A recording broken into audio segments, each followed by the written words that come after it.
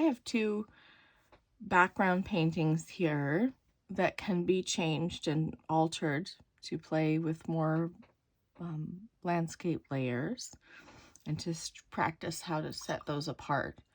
So when you think about the layers of a landscape, you're thinking about you might have landscape in the far background, in the distance. You might have landscape in the mid-ground and landscape in the foreground. So the closer that you have those three things to the horizon line, the flatter your viewpoint will be. The more you separate them, the higher up your viewpoint will be. For example, in this one, in those light layers, now we're standing on top of the mountain, looking down on some ridgelines and islands with mountains in the distance in an underpainting. But in these, I put some flat areas of color, blocks of color around the horizon line, and then those I can separate into different ridges. And I actually think I'm going to change the color of this whole unit right here, but that will also help you see it. So I worked really lightly to start with, and I'm going to go back in a little bit darker. Taking care to make the bottom fairly flat. I'm going to leave the shoreline alone. I'm going to do the back section, and then also come in here. And I think I might even make this closer than I have it. I'm just coming in here and putting some of this color down.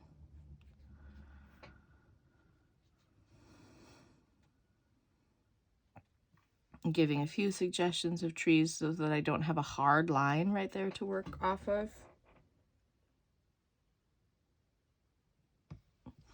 And I am also going to grab, this will eventually have a lot of other color in it, but I'm going to grab a little bit of the color now. And I'm going to do the same thing in the back here. Grabbing some of the color and bringing it down into the water.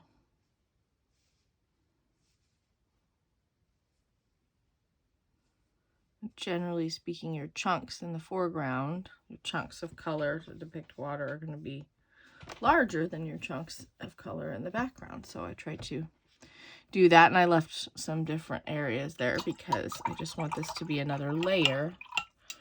Certainly not the final colors of the piece, but it might end up being probably the final color of this back hill. It's all right. It may be a little bit too blue for how close it is, but this is a sample for layering. So I'm going to make another. And then I think in this one, I think I'm going to end up separating this into maybe several different things. And I think I want to retain this shape in the front here. I think maybe I'm going to end up putting a layer here and a layer, maybe even 2 layers in the background. I'm not sure. But what I do want to do is retain this shape right here. So what I'm going to do is paint around it. And I'm going to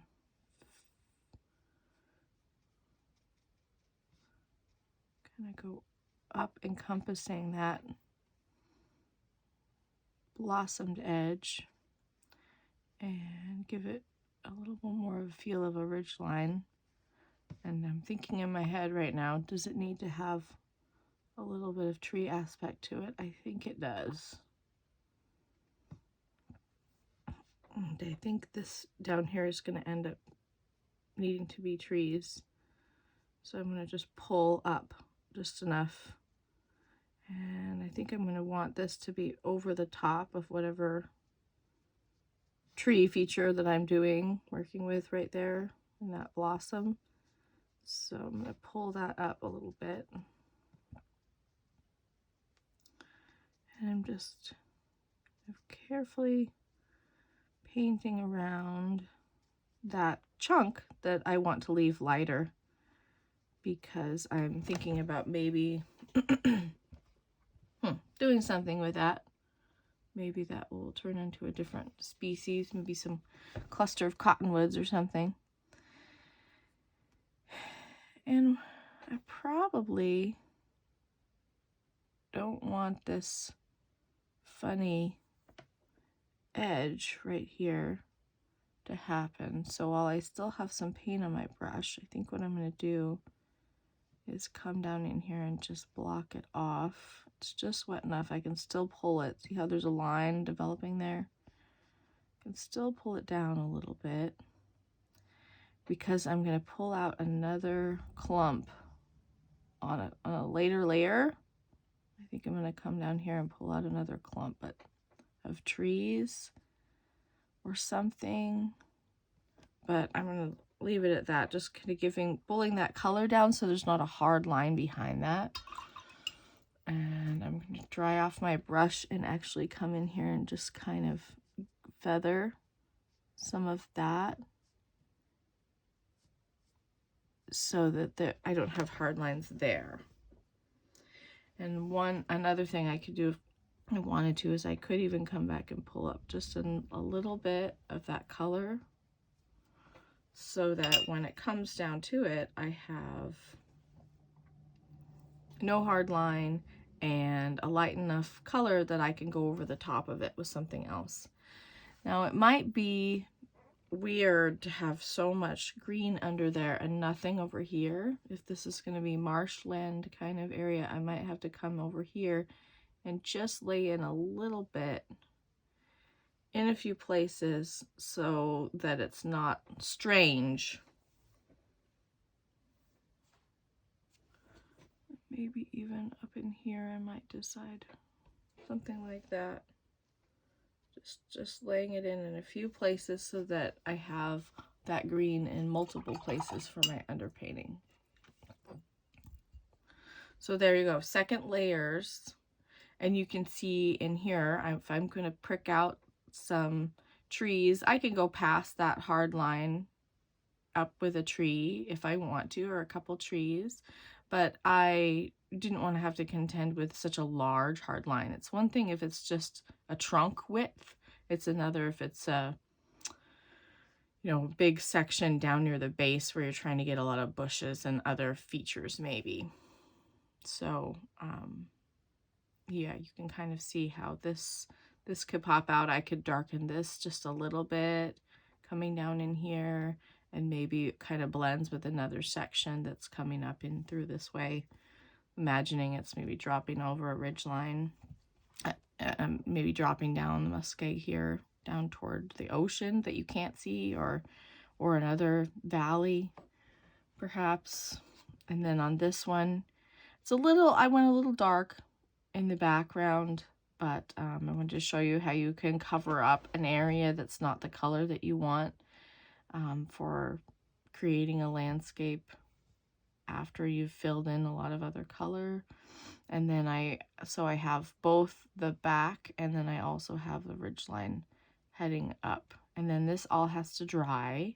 Oh, and I painted some swaths for water. So this all has to dry, and then I can go back on top with another color to pull out more distinction. And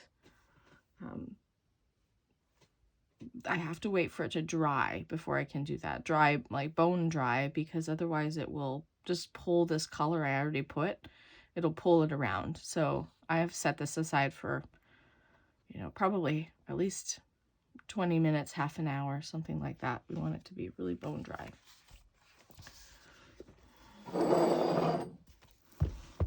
So here's another one that I worked up yesterday. And this one is more of a perspective from on top of a mountain or maybe an aerial perspective. I kind of like that feeling of on top of a mountain, and I might take advantage of this white strip that I left here to do some florals. You know, when you're up on top of the mountain in the summertime, sometimes there are a lot of different low-growing mountain alpines, and I don't have that color mixed up, but what I can do is mix up a little bit of purple, purpley blue for some lupin. Actually, it looks like I do have. So if I wanted to add something here, I still can add something here because this is a nice light blue background. So if I want to add, the green is a little hard, but I think it'll be okay. So if I wanted to add some lupin,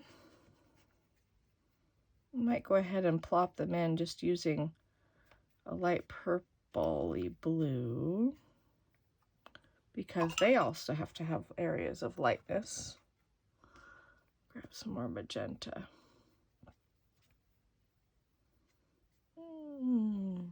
Yeah, it has to be light enough so that you can change and add shadows to the lupin later on if you want to, but dark enough so it provides a little bit of coverage when we do that. Now let's see, thinking about how the lupin grow. They are in the family, the pea family. So they have these sort of snap shapes. I'm going to make the next one a little bit different because they do tend to be a little bit different, but still light enough. Try to give it a chance. Let's drop a little bit more magenta into there.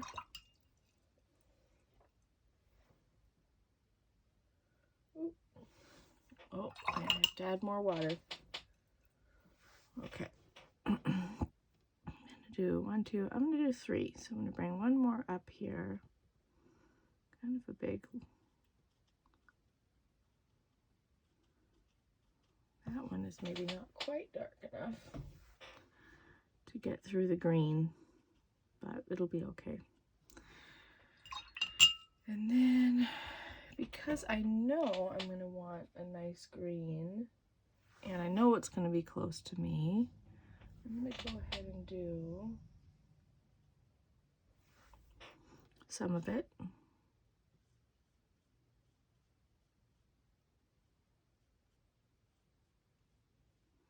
And I might blend in a little bit with, because I know that it's going to cover.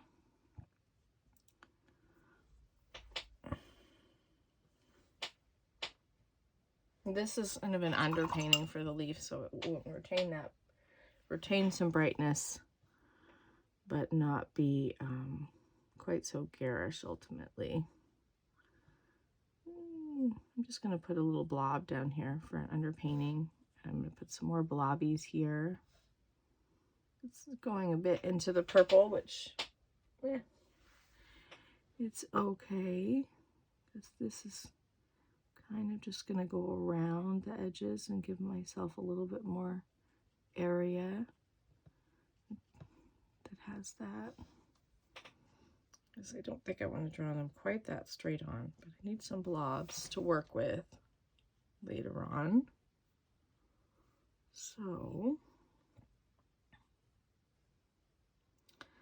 then that's kind of awkward. I'm going to take that out. There we go. Do it a little more like that.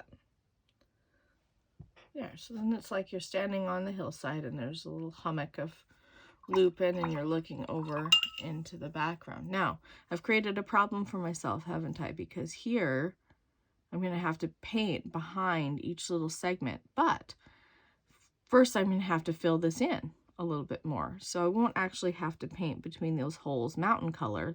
They will end up being partially lupin painting in through there. So I have to do both at once. I'm going to leave this mountain layer for the most part, but I am going to touch it with some light layers to bring out the features, just barely in the distance. If you want it to be misty in the distance, you can just leave it like it is. But I'm going to go ahead with a little bit of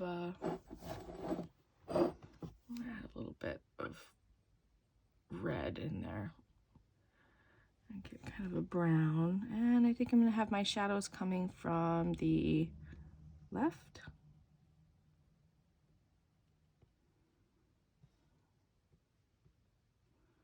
So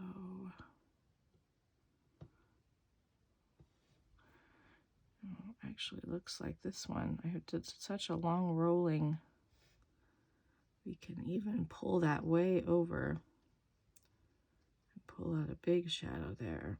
I might even pull out some, I'm kind of feeling like I want to make this a little bit snow-capped. I really like this color on top of here, so I'm going to go a little further than I intended and pull down some color. It will make it feel closer, but that's fine. And I could even come back in later and add another layer to the mountains down below. If I want to pull them in a little closer, I can always come back in and do some more definition. Now, I can leave this guy, but I don't want to have a hard line right here, so I am gonna just feather that line a little bit because I do want to have that a bit treed. So now this area I'm interacting with is wet. This area I'm interacting with is wet. I could work on the islands, but I don't want to because I don't want to, I want these to be the same color as this hillside. And so I want to do that all at once. But other things I could do, I could come in here, carefully work a little bit of light color for the shoreline. I could also come in here and work some of this color that I've mixed up. It's kind of a nice gray that could work for breaking up the water a little bit. So it's going to come in and add some more water color to the water. It's pretty light. So I'm going to mix it up again because I've lost it a little bit. So I'm going to get that feeling of looking down on the water. You don't see the waves in the same way.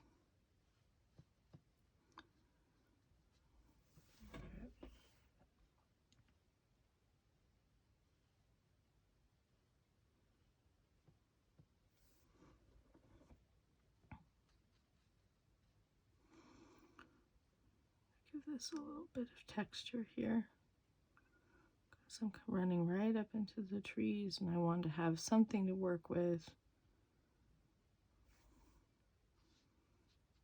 And showing the shoreline like you're from up above. A bit tricky.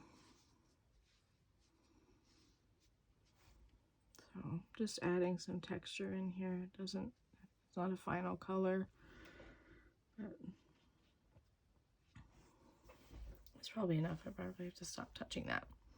So now that I have enough sweat spaces on here that I think I better set this aside to dry and start touching it. So I will. And then take this back and look at this and check it. Let's check and see if it has been. It hasn't been 20 minutes yet, but let's check and see. Checking with the back of my hand. It's still a little bit cool feeling, which means it's still damp. So I can't do it yet. So, but what I could do is work up some samples along the side, thinking about colors. This was one of the colors I was using. And I'm still just operating under a palette that is these colors plus my dirty water. And the blues have pretty thoroughly mixed by this point in my wells. They're not very separate anymore. And that's what I have right now, is a green and a blue. So for these next layers, I think I want to go back in and pull out more of these two colors and more of that. And so let's pull this down. You can see I'm almost out of green anyway.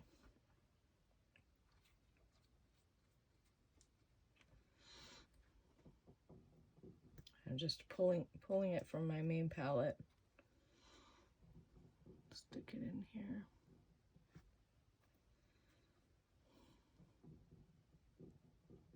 Now I kind of know what I want, so I'm not starting with water, and I know that I want a more intense color. If you want a watery washes, start with water in your mixing. If you want darker washes, start with paint and add the water. It just, if you know which part of the ratio needs to be bigger, start with that. Let me mix this up and see what I've got so far. Yep. Definitely going to need a little bit more.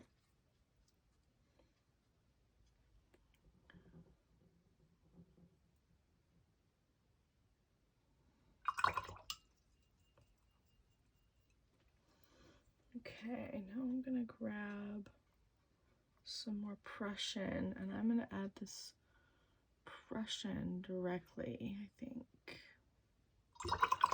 And you know what? There is one place that I could work on before this color changes too much. And I kind of like this color as a beach color, beach base color. So I'm going to actually grab some of it and come in here. And sometimes the seaweed is up nice and high. I'm just going to come in here and add a little bit of this color for the beach and a little bit in the water as a reflection, not much.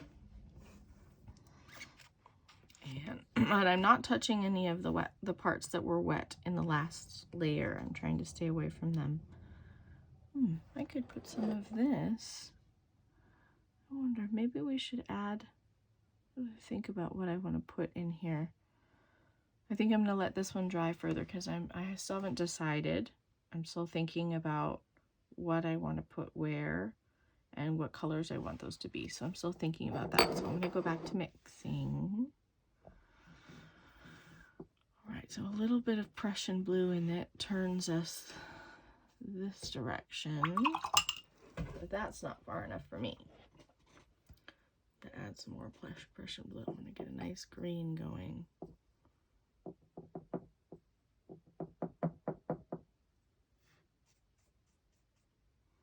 That's kind of similar to what I had before. I might even pump it up a little bit by adding some of the marine blue.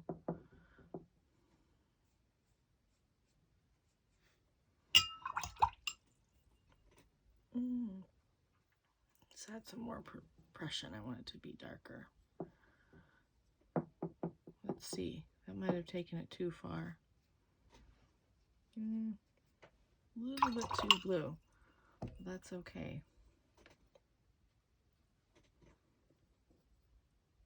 There we go. That's closer. That's closer to what I want. I just needed to go back just 1 degree. Okay. And then because I have 2 wells here, this one already has a lot of the blue in it. So I'm going to make up something that's a little more rust-based, but is a little browner. Although, look at how nice that is. Ooh, that's kind of nice. I'll add a little bit more of this burnt umber. Let's check it. It's nice for a beach color. Not bad for a grass color. Add a little bit more of this. Yeah, I think I'm cool with it. All right, so we're kind of waiting for these to dry. While we're waiting for these to dry, now that we have some colors mixed up, we're going to use for the next layer, we can look at this and think about what structures we're seeing. Like for the next layer on plan of attack on this one, it's easy because there's only two main areas here, right? And we'll have to add additional shadows to get these trees to really pop in a later layer. So we need another mid-tone on top of here that pushes it further green.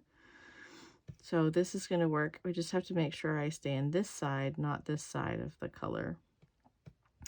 And then in here, I was thinking I would leave this right here the way it is, pull a darker one through here, and pull a beginning of some tall trees that I break through this layer.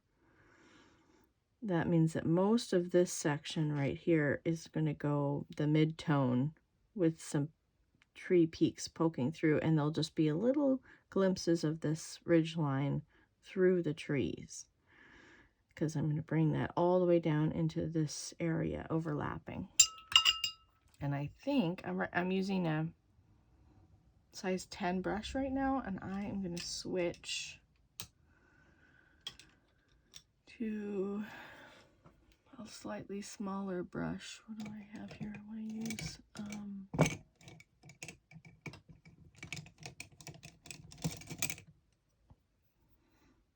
there's a 4.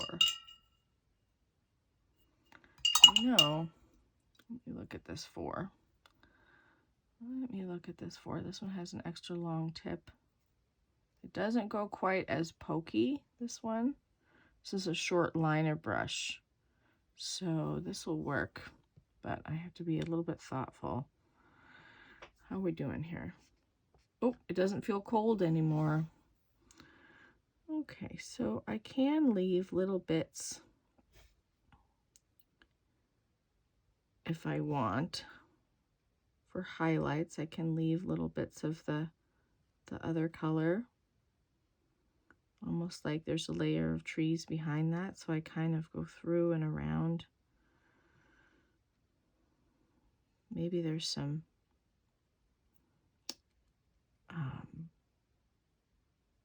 deciduous trees on the very front of the beach line that I want to give space to. So I'm going to come in there and leave a few of those. And this is the first one I put any definition on. I think I'll come back in and put a little bit of definition on some of these. So they're still wet. We'll make that an equal tree. We'll put 2 trees close together there. And I have to pull out some shapes there. So it is still kind of blocks. So you have to think of the blocks that you're seeing in your mind's eye. Where do you want to pull out some blocks? What do you want to leave behind peeking through? Because I definitely want some of this blue peeking through and some of this green. You know, when you look at the ridge lines, they're not just one color. So by doing this in a couple layers, I give the illusion that there's more depth to that ridge line. And I'm going to pretend like there are some deciduous trees in here, and I'm just kind of feathering the edge a little bit, so with some small lines. And I might even come up here and imagine some of the structure.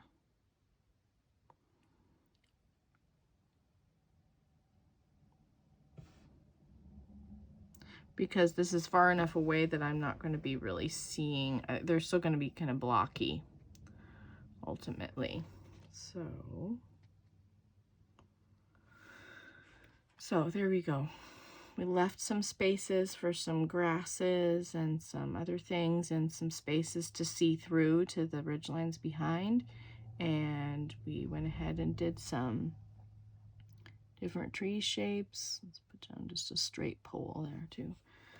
Trying to break up our choices of tree tops so that we're not just looking at one species of tree. I noticed I have a little red mark here, so let's put another tree right there. Another little tree lives right next to that one. This one's a little bit flat, so let's encourage that, but also give a little peak to part of it. So there we go. This is forming a puddle. I gotta pull a little bit of this water out here. I'm gonna dry my brush and suck out some of the water while it's still really wet. It's forming a puddle there because this is not taped. Just working up a sample in my little sample book. Okay. Now, we didn't pull any of this color into the ocean yet, and I do want to have some of these reflections going.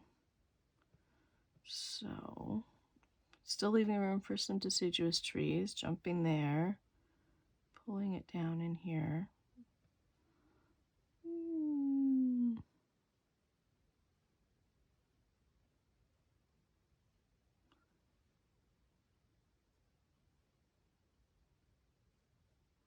I'm just jumping around, vaguely mirroring the going up on the ridge line.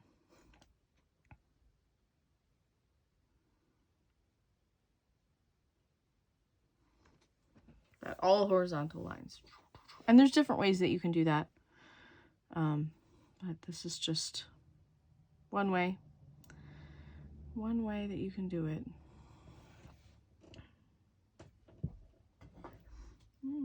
This has got a little dark in there, but that's okay. That'll be fine. Okay, now let's double check this. Oh, that one feels better. Okay. This one is a little trickier. Let's see. Now, what did I say? I said I was going to put some trees in here. I said I was going to do this swoop. So this is a section. I think I'm going to go ahead and do this section first. Just like the last time, I'm going to go this way. I'm not going to put definition in between this time though. And I'm just going to go fill this mostly in, because at this distance you wouldn't see big holes. And this is just barely, this is just a green layer on top of a green layer. It's not much darker. I am going to bring this in a little bit here though. And this is going to be a separate thing over here. I'm not quite sure what that's going to be yet. I may make a mistake in here. That's fine. We'll see. And I'm going to leave, just like I did over here, I'm actually going to leave some more space, since there's something deciduous maybe over here. I'm going to leave some more space for some hints of something deciduous in the background. And then once I reach past this line, all of this, it's just going to fade into the background because it would get covered up anyway. And now I'm going to come in and work up some, where do I want them to end? Somewhere around here maybe for this guy. And I'm thinking hemlock. So I'm thinking down, fluffy, little stand of hemlocks right near the muskeg. Don't want to bring it down too far because again, I think there's a nice little bluff in here that's making me feel like, yeah, I really should leave some interesting shapes for maybe some more deciduous species there. And I'm going to give this one here.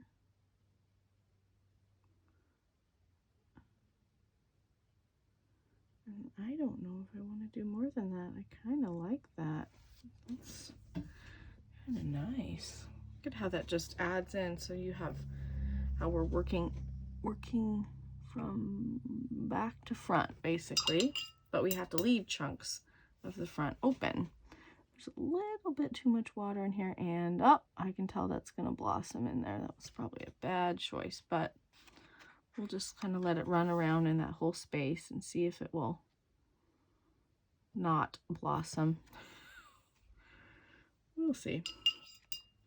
And you can see how there, you can still see the little line in there from the ridge line. And if I want, I can come in and just kind of scrub on it just a little bit. It's okay if this one blossoms a little bit because we're going to come back in with a fairly dark layer over that one. Yeah, something like that. Not entirely sure what I want to do down here, but I know I want to lay in some muskegee colors. This is too close to the wetness, so I'm not even going to push that, even though that's further back and it would be nice to do that. I'm going to come in here and kind of put some more layers in. And I'm going to leave a puddle here. That looks like a hummock right there to me. And I'm going to probably do some all along this edge. Kind of shifting this zone from green to brown. And maybe do some little hummocky. I don't know. I'm going to play with it a little bit. Have the puddle go all the way over here, maybe.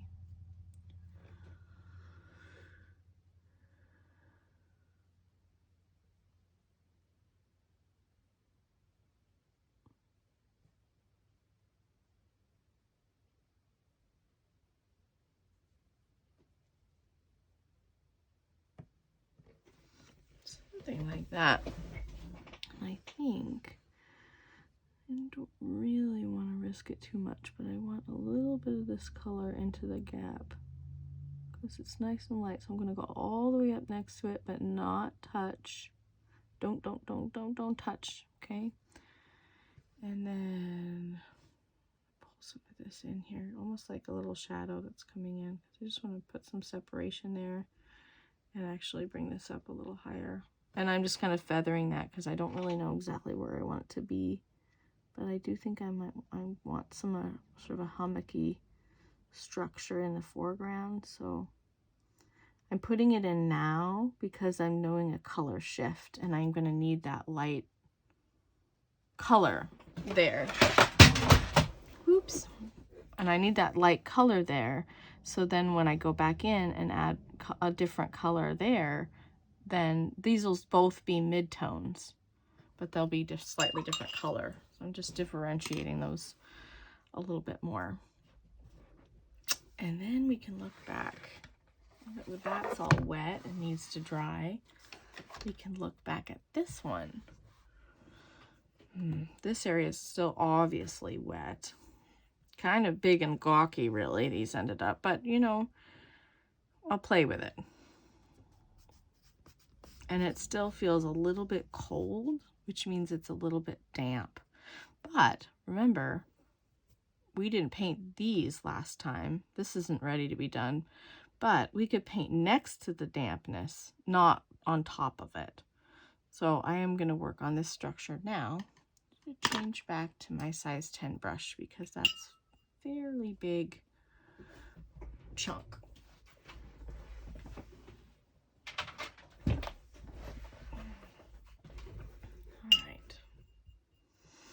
I don't think that's going to be quite the right color, so let me just add in. That looks good. It just doesn't look quite concentrated enough. So I'm going to try to get a pretty dry brush and add in more blue. Get a really dry brush.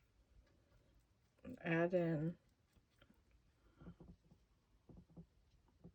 more of that color, rolling it off the edge, scraping the extra off, And then I need to add one more thing of blue again. Looks like closer.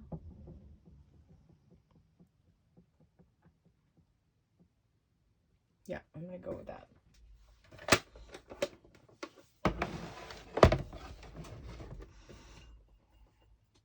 So I don't want to wet my brush too much and defeat the purpose there. So I'm just gonna rinse it and get it ready.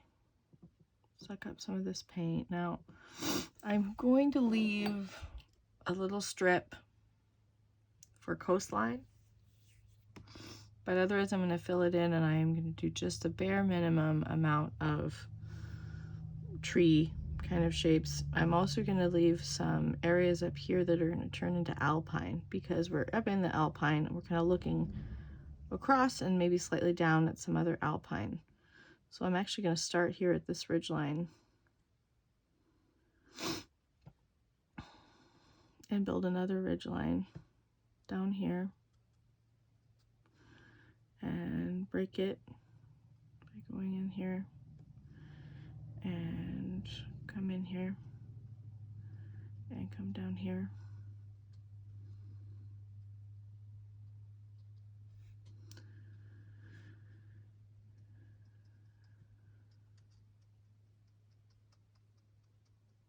Just down to the water, leaving some areas, and instead of flat, I'm going to kind of round it and put some more ridgeline in there.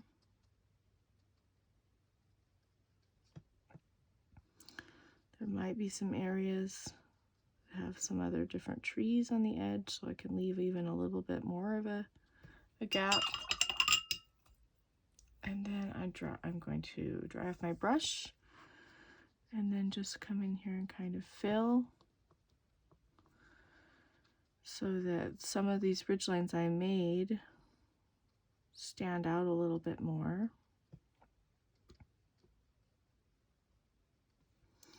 And then I'm going to come in and let some other blossoms of color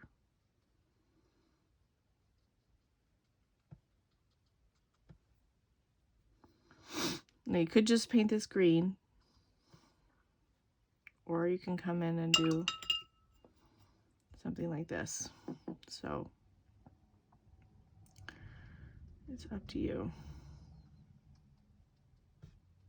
Your style, the way you lay down the marks, the order you lay them down, if you pull in another color or not, like all of these things they're really up to you.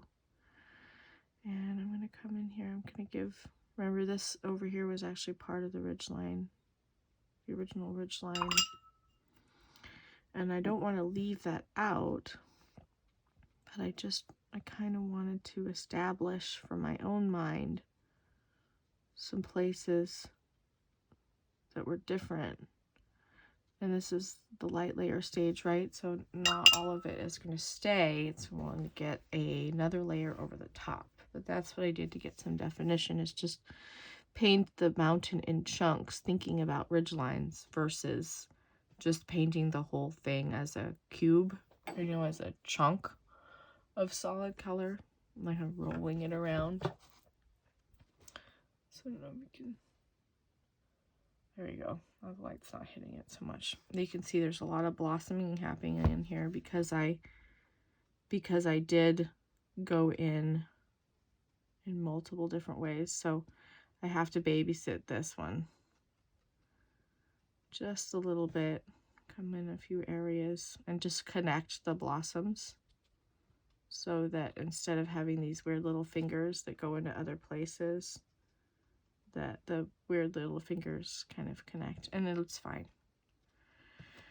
It's fine for practice, you know. That's the idea. The idea, we're not practicing making perfect mountain ridgeline features. We're practicing understanding that we put midtones here after we do our further back landscape.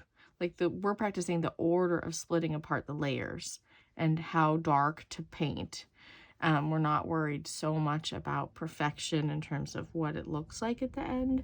We're worried more about sectioning out the layers so that you know when to paint what depth of color to get the depth you want in the piece. I think I better come back in here along the coast. I'm going to put a nice lighter. I don't like how this is shaping up. I'm going to put a little bit lighter. I didn't want it to be so, it got a little toothy on me. A little bit toothy, and I'm going to scrub that line out just a little bit. I could even come back in and lift some of that, but I'm not going to. It's a fine green. It'll make a good base. It's a little bit blossoming up into these trees, which is a little bit of a pain. So it's a good idea to kind of feather these out. But I don't want to mess with it too much because it just is what it is. And it's blossoming because I had a little bit too much water on it. But it gives you an idea. Now, this is still wet, so I really don't want to mess with it too much.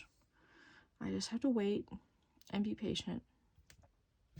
This part doesn't feel cool anymore, so that part's workable.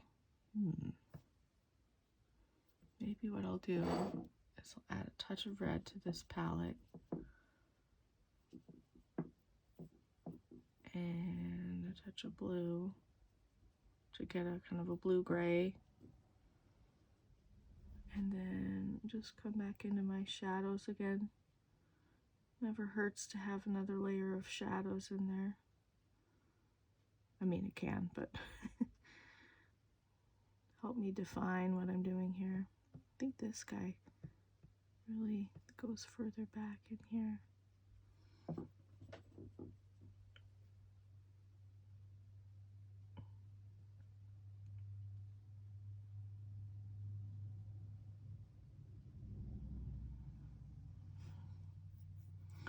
I think I am going to do a hillside on the bottom, and I don't want it to be much darker than this already is. I'm just going to flip it to a little bit more of a blue-green, so I'm going to leave a strip.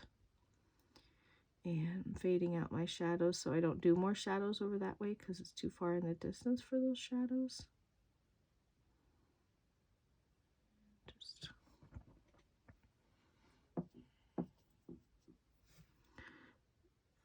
like how dark those are, so I'm pulling them out. Just kind of adding a little more depth in a few spots.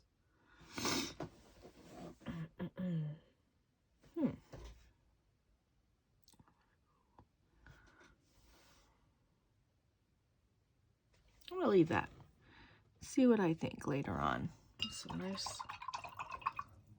long chunks that look like runs, but we'll see. Okay, so I'm going to pause this for now because I've gotten layers in the back. We've separated out, a hill in the front. We still have this foreground happening up here. I'm just waiting for this to dry, and I'm going to actually go in and paint the mountain color in the background with leaving some of these areas and kind of thinking about the structure of the lupin as I go, but mostly leaving the lupin for the end. And I definitely am going to come in and work on this watercolor area a little bit more. It's not quite the color I want, but the lights that I have will be great highlights colors, kind of these sort of browny greens will be just fine for lights ultimately in this piece. So I did that, and then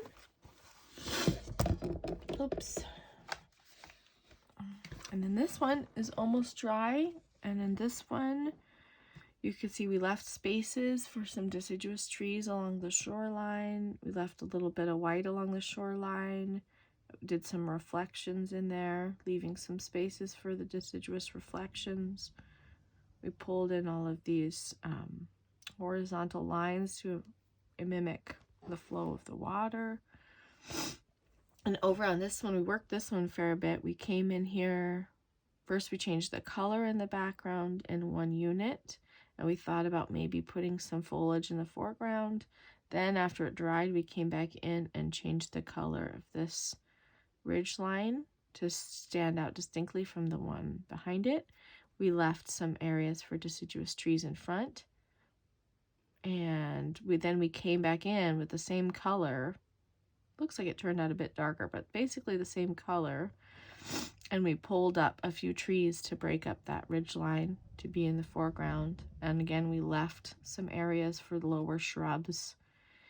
And we did come in into this area of marsh and foreground over the top of the light green and put in some kind of grassy features and other things because we needed a color change that was a mid-tone. Before we do those bushes, we need to bring up the texture in the foreground, covering up the feet of that layer. So, but again, I didn't make these very distinct. We're going to have to do that with the shadows on the base of these bushes. I'm going to have to pull down a few lines into here to make the grasses stand out. So I made the grasses blocky so that when I come in and I do the shadow of the deciduous, the undersides of the deciduous bushes, that I can pull in a few dark lines in here to thin out this grass. And I'm going to add some more color in here. And sometimes when I'm working on muskeg, I plop in the stage, I might have plopped in additional like rusts or reds or greens or something, but for the sake of this exercise, I just am keeping everything to this palette. Although I have been occasionally pulling, I say that, but then I actually have been occasionally pulling in a little bit of this red I have mixed up on the side to break the green. Every once in a while I have done that, and I hadn't included that yet. So yeah, so that's some midtones and some ideas about blocking color in using that for a landscape composition. And you can see now I can just continue to build up with shadows, making it, pulling it in. There's a few spots left, like in the beach, where I need more midtones. These bushes, I need more midtones, but it has to dry. So yeah.